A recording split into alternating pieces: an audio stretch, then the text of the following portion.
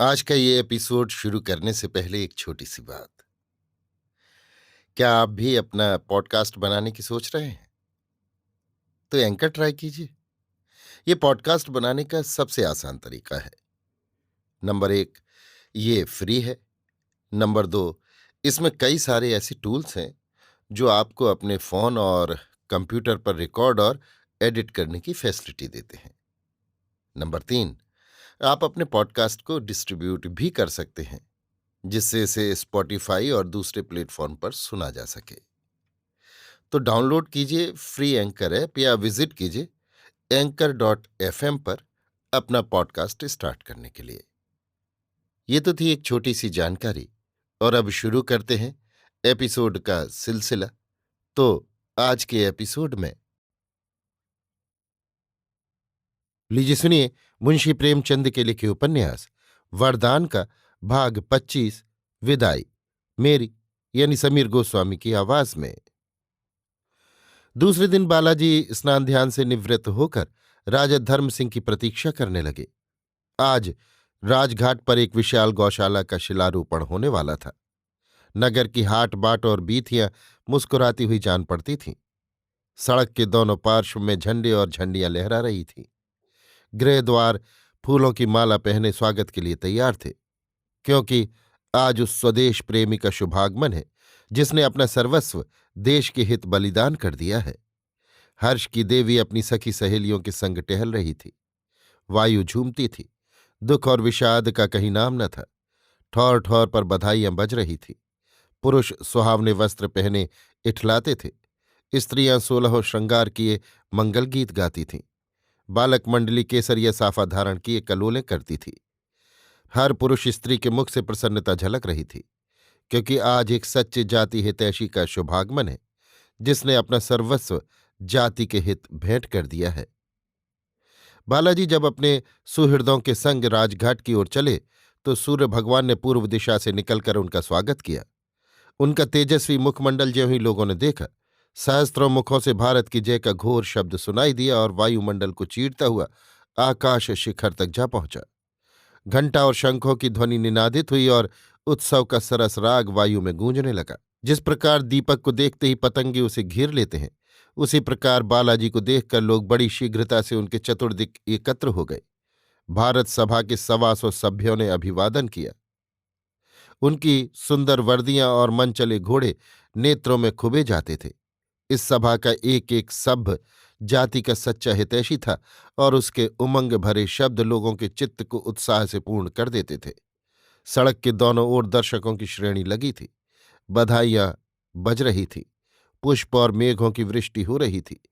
ठौर ठौर नगर की ललनाएं श्रृंगार किए स्वर्ण के थाल में कर्पूर, फूल और चंदन लिए आरती करती जाती थीं। दुकानें नवागत बधू की भांति सुसज्जित थीं। सारा नगर अपनी सजावट से वाटिका को लज्जित करता था, और जिस प्रकार श्रावण मास में काली घटाएं उठती हैं और रह रहकर घन की गरज हृदय को कपा देती है, उसी प्रकार जनता की उमंगवर्धक ध्वनि भारत की जय हृदय में उत्साह और उत्तेजना उत्पन्न करती थी। जब बालाजी चौक में पहुंचे तो उन्होंने एक अद्भुत दृश्य देखा। बालक वृंद ऊदे रंग के लेसदार कोट पहने, केसरिया पगड़ी बांधे, हाथों में सुंदर छड़ियां लिए मार्ग पर खड़े थे। बालाजी को देखते ही वे 10-10 की श्रेणियों में हो गए और अपने डंडे बजाकर ये ओजस्वी गीत गाने लगे।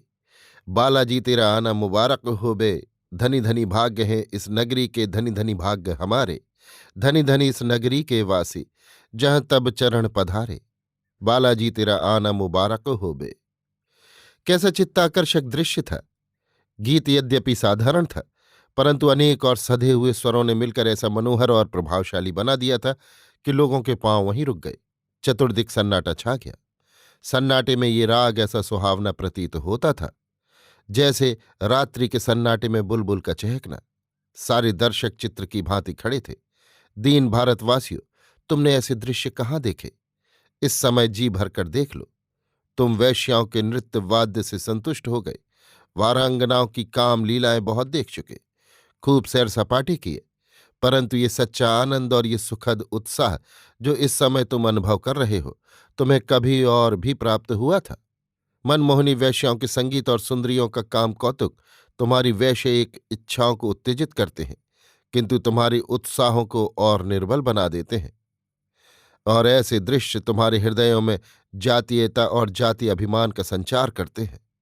यदि तुमने अपने जीवन में एक बार भी ये दृश्य देखा है तो उसका पवित्र चिन्ह तुम्हारे हृदय से कभी नहीं मिटेगा। बालाजी का दिव्य मुखमंडल आत्मिक आनंद की ज्योति से प्रकाशित था और नेत्रों से जात्यभिमान की किरणें निकल रही थी। जिस प्रकार कृषक अपने लहलहाते हुए खेत को देखकर आनंदोन्मत्त हो जाता है, वही दशा इस समय बालाजी की थी। जब राग बंद हो गया तो उन्होंने कई डग आगे बढ़कर दो छोटे छोटे बच्चों को उठाकर अपने कंधों पर बैठा लिया और बोले, भारत माता की जय। इस प्रकार शनैः शनैः लोग राजघाट पर एकत्र हुए। यहाँ गौशाला का एक गगन स्पर्शी विशाल भवन स्वागत के लिए खड़ा था। आंगन में मखमल का बिछावन बिछा हुआ था। गृहद्वार और स्तंभ फूल पत्तियों से सुसज्जित खड़े थे। भवन के भीतर 1 सहस्त्र गायें बंधी हुई थी। बालाजी ने अपने हाथों से उनकी नांदों में खली भूसा डाला, उन्हें प्यार से थपकियां दी। एक विस्तृत गृह में संगमरमर का अष्टभुज कुंड बना हुआ था। वो दूध से परिपूर्ण था। बालाजी ने एक चुल्लू दूध लेकर नेत्रों से लगाया और पान किया। अभी आंगन में लोग शांति से बैठने भी न पाए थे कि कई मनुष्य दौड़े हुए आए और बोले, पंडित बदलू शास्त्री, सेठ उत्तमचंद्र और लाला माखनलाल बाहर खड़े कोलाहल मचा रहे हैं और कहते हैं कि हमको बालाजी से दो दो बातें कर लेने दो। बदलू शास्त्री काशी के विख्यात पंडित थे। सुंदर चंद्र तिलक लगाते, हरी बनात का अंगरखा परिधान करते और बसंती पगड़ी बांधते थे। उत्तमचंद्र और माखनलाल दोनों नगर के धनी और लक्षाधीश मनुष्य थे। उपाधि के लिए सहस्त्रों व्यय करते और मुख्य पदाधिकारियों का सम्मान और सत्कार करना अपना प्रधान कर्तव्य जानते थे। इन महापुरुषों का नगर के मनुष्यों पर बड़ा दबाव था। बदलू शास्त्री जब कभी शास्त्रार्थ करते तो निस्संदेह प्रतिवादी की पराजय होती। विशेषकर काशी के पंडे और प्राग्वाल तथा इसी पंथ के अन्य धार्मिक गण तो उनके पसीने की जगह रुधिर बहाने के उद्यत रहते थे। शास्त्री जी काशी में हिंदू धर्म के रक्षक और महान स्तंभ प्रसिद्ध थे। उत्तमचंद्र और माखनलाल भी धार्मिक उत्साह की मूर्ति थे। ये लोग बहुत दिनों से बालाजी से शास्त्रार्थ करने का अवसर ढूंढ रहे थे। आज उनका मनोरथ पूरा हुआ। वे पंडों और प्राग्वालों का एक दल लिए आ पहुंचे। बालाजी ने इन महात्माओं के आने का समाचार सुना तो बाहर निकल आए, परंतु यहाँ की दशा विचित्र पाई। उभय पक्ष के लोग लाठियां संभाले अंगरखे की बाहें चढ़ाए गुथने को उद्यत थे। शास्त्री जी प्राग्वालों को भिड़ने के लिए ललकार रहे थे और सेठ जी उच्च स्वर से कह रहे थे कि इन शूद्रों की धज्जियां उड़ा दो। अभियोग चलेगा तो देखा जाएगा, तुम्हारा बाल बांका न होने पाएगा। माखनलाल साहब गला फाड़ फाड़ कर चिल्लाते थे कि निकल आए जिसे कुछ अभिमान हो, प्रत्येक को सब्ज बाग दिखा दूंगा। बालाजी ने जब ये रंग देखा तो राजा धर्म सिंह से बोले, आप बदलू शास्त्री को जाकर समझा दीजिए कि वो इस दुष्टता को त्याग दे, अन्यथा दोनों पक्ष वालों की हानि होगी और जगत में उपहास होगा सो अलग। राजा साहब के नेत्रों से अग्नि बरस रही थी। बोले, इस पुरुष से बातें करने में मैं अपनी अप्रतिष्ठा समझता हूं। उसे प्राग्वालों के समूह का अभिमान है, परंतु मैं आज उसका सारा मद चूर्ण कर देता हूं। उनका अभिप्राय इसके अतिरिक्त और कुछ नहीं है कि वे आपके ऊपर वार करें, पर जब तक मैं और मेरे 5 पुत्र जीवित हैं तब तक कोई आपकी ओर कुदृष्टि से नहीं देख सकता। आपके एक संकेत मात्र की देर है, मैं पलक मारते उन्हें इस दुष्टता का स्वाद चखा दूंगा। बालाजी जान गए कि ये वीर उमंग में आ गया है। राजपूत जब उमंग में आता है तो उसे मरने मारने के अतिरिक्त और कुछ नहीं सूझता। बोले, राजा साहब, आप दूरदर्शी होकर ऐसे वचन कहते हैं। ये अवसर ऐसे वचनों का नहीं है। आगे बढ़कर अपने आदमियों को रोकिए, नहीं तो परिणाम बुरा होगा। बालाजी ये कहते कहते अचानक रुक गए। समुद्र की तरंगों की भांति लोग इधर उधर से उमड़ते चले आते थे। हाथों में लाठियां थीं और नेत्रों में रुधिर की लाली, मुखमंडल क्रुद्ध, भ्रकुटी कुटिल। देखते देखते ये जन समुदाय प्राग्वालों के सिर पर पहुंच गया और समय सन्निकट था कि लाठियां सिर को चूमे कि बालाजी विद्युत की भांति लपक कर एक घोड़े पर सवार हो गए और अति उच्च स्वर से बोले, भाइयों, ये क्या अंधेर है? यदि मुझे अपना मित्र समझते हो तो झटपट हाथ नीचे कर लो और पैरों को 1 इंच भी आगे न बढ़ने दो। मुझे अभिमान है कि तुम्हारे हृदयों में वीरोचित क्रोध और उमंग तरंगित हो रहे हैं। क्रोध एक पवित्र उद्वेग और पवित्र उत्साह है, परंतु आत्मसंवरण उससे भी अधिक पवित्र धर्म है। इस समय अपने क्रोध को दृढ़ता से रोको। क्या तुम अपनी जाति के साथ कुल कर्तव्य पालन कर चुके कि इस प्रकार प्राण विसर्जन करने पर कटिबद्ध हो? क्या तुम दीपक लेकर भी कूप में गिरना चाहते हो? ये लोग तुम्हारे स्वदेश बांधव और तुम्हारे ही रुधिर हैं। उन्हें अपना शत्रु मत समझो। यदि वे मूर्ख हैं तो उनकी मूर्खता का निवारण करना तुम्हारा कर्तव्य है। यदि वे तुम्हें अपशब्द कहें तो तुम बुरा मत मानो। यदि वे तुमसे युद्ध करने को प्रस्तुत हों तो तुम नम्रता स्वीकार कर लो और एक चतुर वैद्य की भांति अपने विचारहीन रोगियों की औषधि करने में तल्लीन हो जाओ। मेरी इस आज्ञा के प्रतिकूल यदि तुम में से किसी ने हाथ उठाया तो वो जाति का शत्रु होगा। इन समुचित शब्दों से चतुर्दिक शांति छा गई। जो जहां था वो वहीं चित्रलिखित सा हो गया। इस मनुष्य के शब्दों में कहाँ का प्रभाव भरा था जिसने 50 सहस्त्र मनुष्यों के उमड़ते हुए उद्वेग को इस प्रकार शीतल कर दिया, जिस प्रकार कोई चतुर सारथी दुष्ट घोड़ों को रोक लेता है। और ये शक्ति उसे किसने दी थी? न उसके सिर पर राजमुकुट था, न वो किसी सेना का नायक था। वो केवल उस पवित्र और निस्वार्थ जाति सेवा का प्रताप था जो उसने की थी। स्वजाति सेवक के मान और प्रतिष्ठा का परिणाम वे बलिदान होते हैं जो वो अपनी जाति के लिए करता है। पंडों और प्राज्ञ वालों ने बालाजी का प्रतापवान रूप देखा और स्वर सुना तो उनका क्रोध शांत हो गया। जिस प्रकार सूर्य के निकलने से कोहरा फट जाता है, उसी प्रकार बालाजी के आने से विरोधियों की सेना तितर बितर हो गई। बहुत से मनुष्य जो उपद्रव के उद्देश्य से आए थे, श्रद्धापूर्वक बालाजी के चरणों में मस्तक झुकाकर उनके अनुयायियों के वर्ग में सम्मिलित हो गए। बदलू शास्त्री ने बहुत चाहा कि वो पंडों के पक्षपात और मूर्खता को उत्तेजित करें, किंतु सफलता न हुई। उस समय बालाजी ने एक परम प्रभावशाली वक्तृता दी जिसका एक एक शब्द आज तक सुनने वालों के हृदय पर अंकित है और जो भारतवासियों के लिए सदा दीपक का काम करेगी। बालाजी की वक्तृताएं प्रायः सारगर्भित हैं, परंतु वो प्रतिभा, वो ओज जिनसे ये वक्तृता अलंकृत है, उनके किसी व्याख्यान में दीख नहीं पड़ते। उन्होंने अपने वाक्यों के जादू से थोड़ी ही देर में पंडों को अहीरों और पासियों से गले मिला दिया। उस वक्तृता के अंतिम शब्द थे, यदि आप दृढ़ता से कार्य करते जाएंगे तो अवश्य एक दिन आपको अभीष्ट सिद्धि का स्वर्ण स्तंभ दिखाई देगा, परंतु धैर्य को कभी हाथ से न जाने देना। दृढ़ता बड़ी प्रबल शक्ति है। दृढ़ता पुरुष के सब गुणों का राजा है। दृढ़ता वीरता का एक प्रधान अंग है। इसे कदापि हाथ से न जाने देना। तुम्हारी परीक्षाएं होंगी, तुम्हें लगातार निराशाओं का सामना करना पड़ेगा। वे तुम्हारी प्रतिबंधक होंगी। ऐसी दशा में दृढ़ता के अतिरिक्त कोई विश्वास पात्र पथ प्रदर्शक नहीं मिलेगा। दृढ़ता यदि सफल ना भी हो सके तो संसार में अपना नाम छोड़ जाती है। बालाजी ने घर पहुंचकर समाचार पत्र खोला। मुख पीला हो गया और सकरुण हृदय से एक ठंडी सांस निकल आई। धर्मसिंह ने घबराकर पूछा, कुशल तो है? बालाजी, सदिया में नदी का बांध फट गया। 10 सहस्त्र मनुष्य गृहहीन हो गए। धर्मसिंह, ओहो। बालाजी, सहस्त्रों मनुष्य प्रवाह की भेंट हो गए। सारा नगर नष्ट हो गया। घरों की छतों पर नावें चल रही हैं।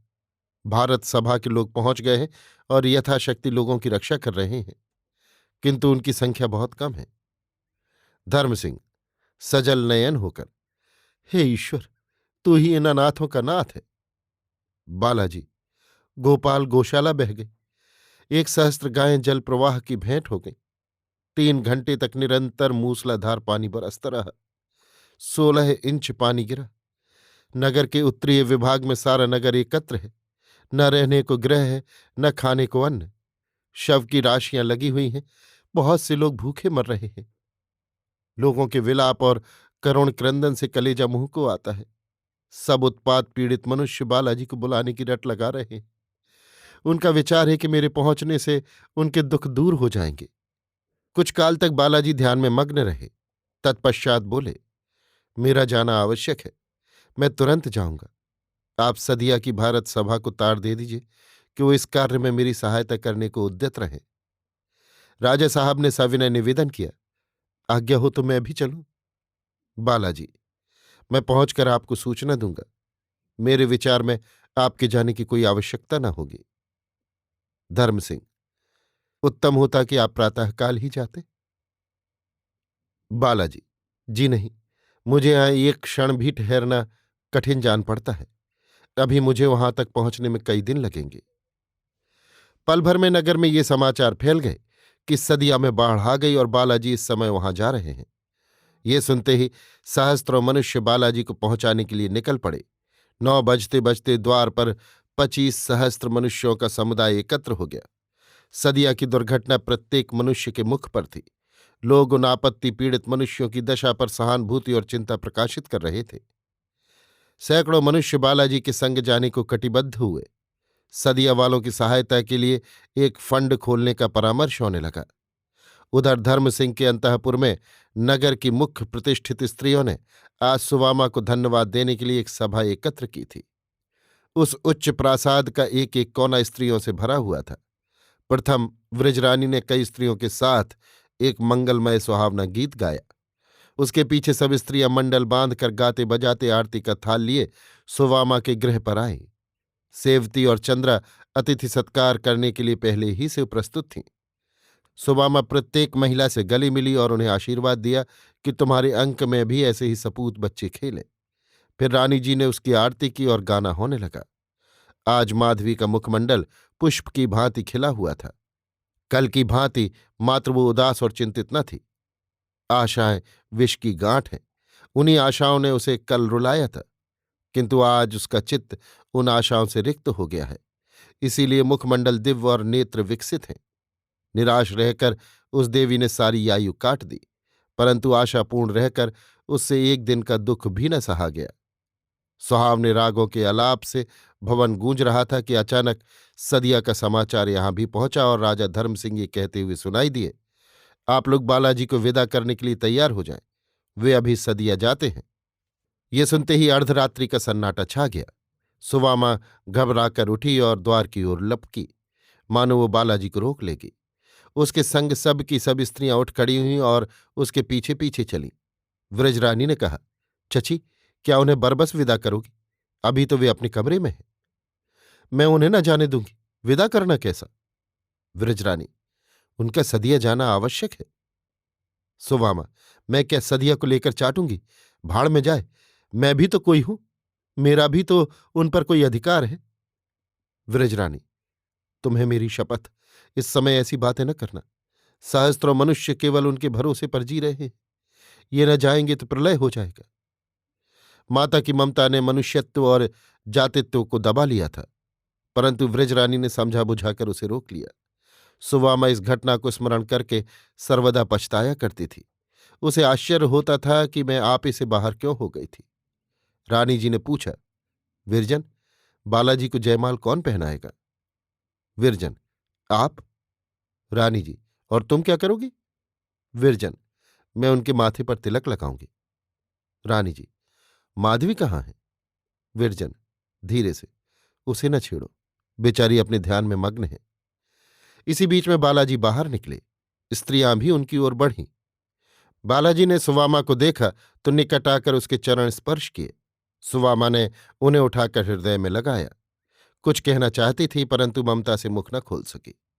रानी जी फूलों की जयमाल लेकर चली कि उसके कंठ में डाल दूं, किंतु चरण थर्राए और आगे न बढ़ सकी।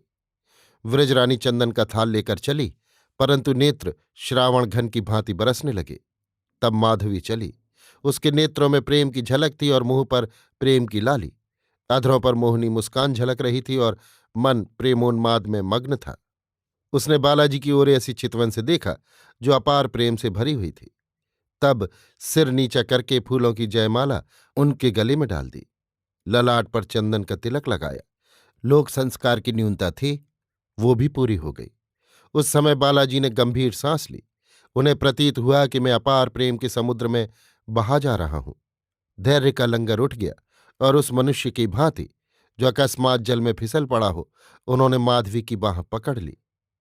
परंतु जिस तिनके का उन्होंने सहारा लिया, वो स्वयं प्रेम की धार में तीव्र गति से बहा जा रहा था। उनका हाथ पकड़ते ही माधवी के रोम रोम में बिजली दौड़ गई।